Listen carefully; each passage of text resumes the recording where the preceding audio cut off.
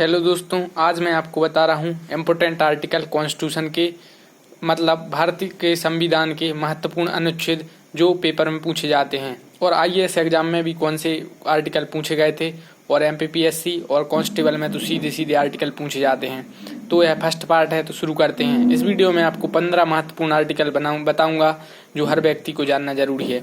तो शुरू करते हैं। तो सबसे पहले है आर्टिकल 14। जी हाँ, आर्टिकल 14 तो यह है इक्वालिटी से रिलेटेड, मतलब यह हमें समता का अधिकार देता है। तो क्वेश्चन आता है कौन सा आर्टिकल हमें समता का अधिकार देता है, तो वो है आर्टिकल 14 मतलब अनुच्छेद 14। आपको यह याद रखना है। उसके बाद नेक्स्ट क्वेश्चन आता है कि आर्टिकल 17 किससे रिलेटेड है। तो आर्टिकल 17 रिलेटेड है अबोलिशन ऑफ अनटचेबिलिटी, मतलब अस्पृश्यता का अंत, मतलब छुआछूत का अंत किस आर्टिकल के तहत है। या क्वेश्चन आता है छुआछूत का अंत कहाँ किया गया है, तो यह भारत के संविधान में आर्टिकल 17 से किया गया है।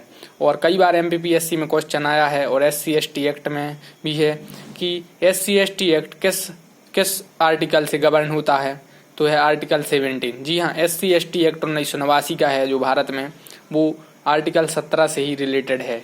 और नेक्स्ट क्वेश्चन है आर्टिकल 18।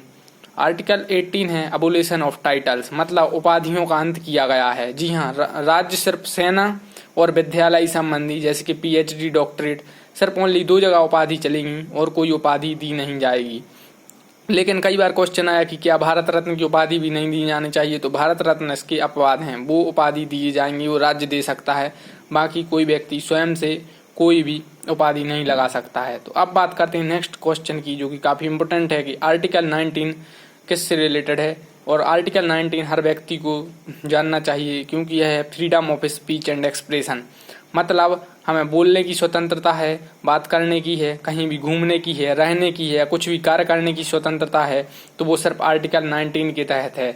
और अभी हाल ही में काफ़ी यह चर्चा में रही है, तो इसलिए आपको यह जानना चाहिए। और MP कांस्टेबल में भी आया है कि आर्टिकल 19 किससे रिलेटेड है, तो freedom of speech and expression, मतलब आपका सबसे बड़ा स्वतंत्रता का अधिकार अगर कोई पूछा जाए तो वो आर्टिकल 19 है और 21 है। अब बात करते हैं नेक्स्ट क्वेश्चन की, और नेक्स्ट क्वेश्चन है आर्टिकल 20। तो यह है प्रोटेक्शन, यह आपको प्रोटेक्शन करता है, जैसे कि कोई व्यक्ति अरेस्ट हो जाए या कोई दोष है तो उसके लिए आपके लिए जैसे एक ही अपराध के लिए 2 बार नहीं पकड़ा जाएगा। आपका एक अपराध है तो आपको एक ही बार केस चलेगा उस पर, और आपके लिए गवाही देने के लिए बाध्य नहीं किया जाएगा कि आप खुद के विरुद्ध कोई गवाही दें। और अब बात करते हैं नेक्स्ट आर्टिकल की, जो है आर्टिकल 21। यह काफी महत्वपूर्ण है और यूपीएससी में 2 बार पूछा गया है, 2018 में और 2019 में। तो यह राइट टू लाइफ है।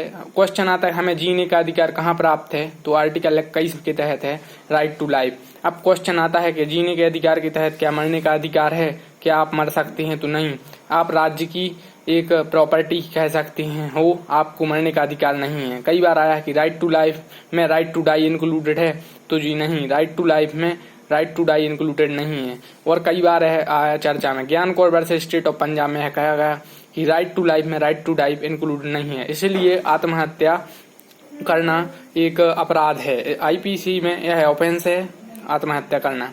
नेक्स्ट क्वेश्चन काफी इंपोर्टेंट है आर्टिकल 21A से, राइट टू एजुकेशन। जी हाँ, राइट टू एजुकेशन मतलब हमारे लिए राइट टू एजुकेशन, एजुकेशन का अधिकार है। और यह किस आर्टिकल में है, यह है 21A में। मूल संविधान में एजुकेशन का अधिकार नहीं था, यह 21A में जोड़ा गया, और यह जोड़ा गया 86वें संशोधन 2002 से। वह high level tough level exam जैसे कि MP जुडिशरी, UP जुडिशरी, अगर आप सिविल जज की प्रिपरेशन कर रहे हैं तो उसमें आता है। अब बात करते हैं नेक्स्ट क्वेश्चन की, और नेक्स्ट क्वेश्चन है कि आर्टिकल 22 से, तो यह है अरेस्ट एंड डिटेंशन से, जैसे कि अगर आप अरेस्ट किए जा रहे हो या आप डिटेंशन, प्रिवेंटिव डिटेंशन जैसे निवारक निरोध करते हैं। अभी हाल ही में काफी चर्चा में रहा CA और NRC के मुद्दे पर, कई व्यक्तियों को डिटेंशन में लिया गया आर्टिकल 370 के हटने के बाद। तो वो इस आर्टिकल में उनके कुछ राइट हैं, जैसे कि अगर किसी भी व्यक्ति को गिरफ्तार किया जाएगा तो 24 घंटे के भीतर मजिस्ट्रेट के पास पहुंचाया जाएगा, तो यह आर्टिकल 22 में ही है। और यह हमारे लिए CRPC में भी प्रोविजन मिलते हैं। तो इस वीडियो में मैंने आपको महत्वपूर्ण 8 आर्टिकल बताए और 7 आर्टिकल और मैं आपके लिए बताता हूं। तो बात करते हैं नेक्स्ट आर्टिकल की, जो कि है अनुच्छेद 24 जी हाँ, प्रोहिबिशन ऑफ चिल्ड्रन, मतलब बच्चों को 14 साल से कम वाले बच्चों को, जिनकी उम्र 14 से कम है, उन्हें फैक्ट्रियों में काम करने से रोका गया है। और नेक्स्ट क्वेश्चन है, काफी इंपोर्टेंट है, संविधान की आत्मा किस आर्टिकल को कहा गया है। अगर आप प्रीवियस ईयर पेपर उठाकर देखेंगे तो यह क्वेश्चन हजारों बार आ चुका है कि भारत की संविधान की आत्मा किस आर्टिकल को कहा गया है, तो यह आर्टिकल 32। और किसने कहा था, तो डॉक्टर भीमराव अम्बेडकर ने कहा था। अब बात करते हैं नेक्स्ट क्वेश्चन की। नेक्स्ट क्वेश्चन आता है कि राज्य की नीति निर्देशक तत्व किस आर्टिकल में डिफाइंड है, तो यह आर्टिकल 36 में डिफाइंड है।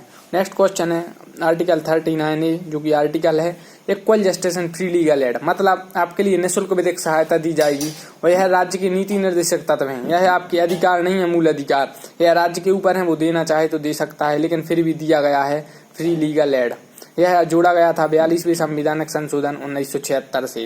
और नेक्स्ट है आर्टिकल 40, जो कि ग्राम पंचायतों के संगठन से रिलेटेड, कि ग्राम पंचायतों का संगठन किया जाएगा। उसके बाद काफी महत्वपूर्ण है आर्टिकल 44, यूनिफॉर्म सिविल कोड। 2020 में मांग चल रही है कि यूनिफॉर्म सिविल कोड लाया जाए, मतलब अभी सबके अलग अलग लॉ हैं, जैसे मुस्लिम पर्सनल लॉ से गवर्न होते हैं, हिंदू के तलाक और ये सब हिंदू लॉ से गवर्न होते हैं, तो सबका एक किया जाए यूनिफॉर्म सिविल कोड।